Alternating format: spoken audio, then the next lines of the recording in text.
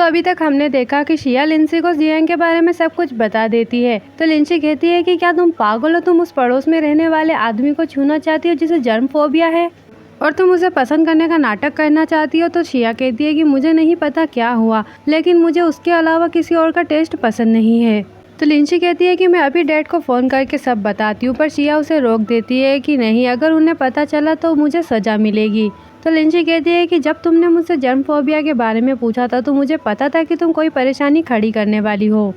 जिस पर शिया कहती है कि वैसे भी बात यहाँ तक आ ही गई है तो प्लीज़ मेरी हेल्प करो, मुझे लगता है कि उसके जर्म फोबिया का कोई ना कोई इलाज होना चाहिए और मैंने हाल ही में कुछ बुक्स भी पढ़ी है और मैं अगले सोमवार को उससे मिल रही हूँ। तब लिंसी इस पर कहती है कि शिया होश में आओ, तुम अच्छे टेस्ट के लिए सिर्फ एक ही इंसान पर फोकस नहीं कर सकती। तो शिया कहती है कि मुझे उसके अलावा किसी और में इंटरेस्ट भी नहीं है और मुझे नहीं पता कि क्या गलत है, और रोने का नाटक करते हुए कहती है कि इस वजह से मैं पागल हो रही हूँ।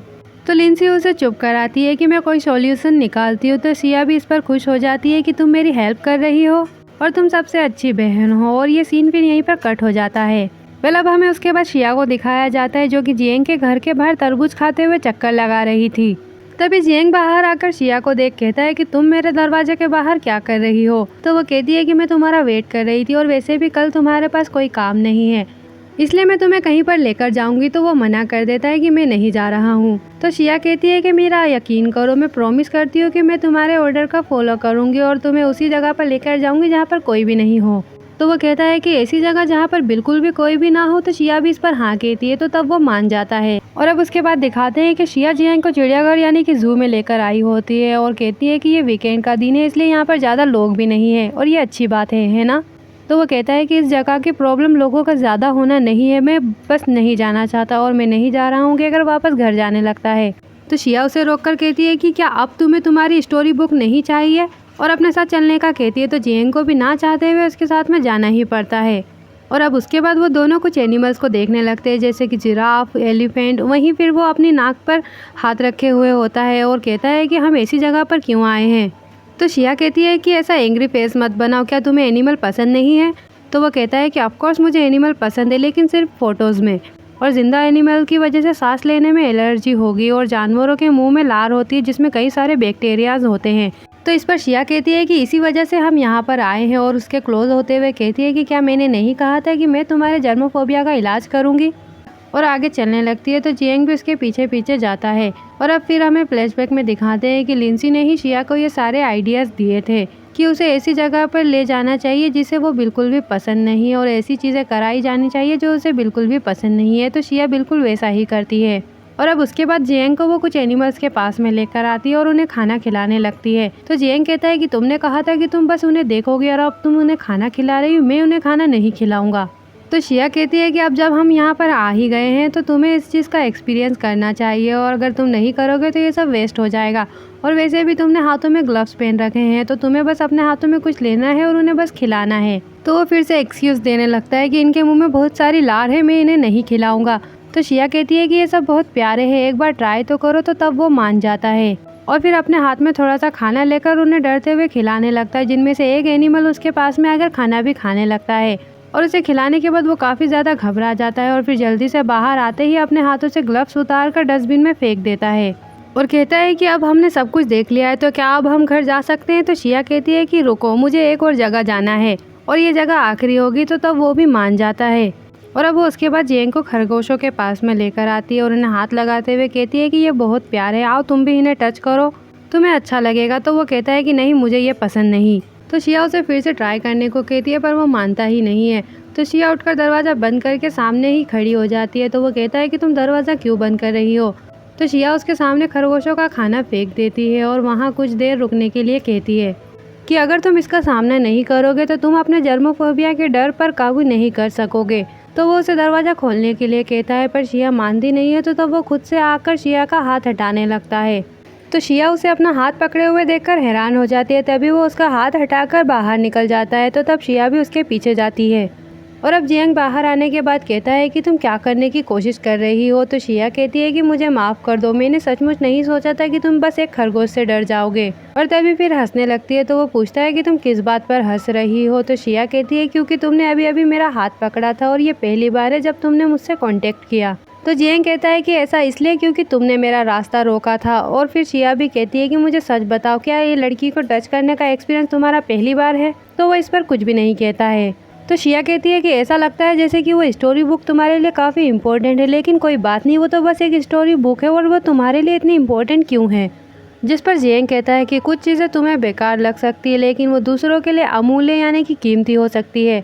और वो ये बात ही कर रहे थे कि तभी एक बच्चा आकर जियांग को पकड़कर रोने लगता है। तो वो उसे देखकर शिया से कहता है कि तुम अपने साथ बच्चे को कैसे लेकर आ गई? तो शिया कहती है कि ये मैंने नहीं किया, मैं इस बच्चे को जानती भी नहीं और मैं इतनी बेरहम कैसे हो सकती हूँ और एक बच्चे का इस्तेमाल कैसे कर सकती हूँ। तो वो कहता है कि क्या तुम्हारे दिमाग में हमेशा ही अजीब ख्याल नहीं आते रहते? जल्दी करो और कुछ सॉल्यूशन निकालो।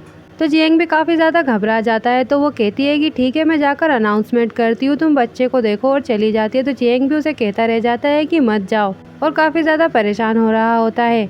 और वहीं वो बच्ची ये कहते हुए रोए जा रही होती है कि मुझे मेरी मॉम चाहिए। और उसे इस तरह से रोता हुआ देख जियांग को अपना खुद का बचपन याद आ जाता है, जब वो भी अपनी मॉम को ढूंढ रहा था। और तभी फ्लैशबैक खत्म होता है और शिया भी उस बच्ची की मॉम को लेकर आ जाती है।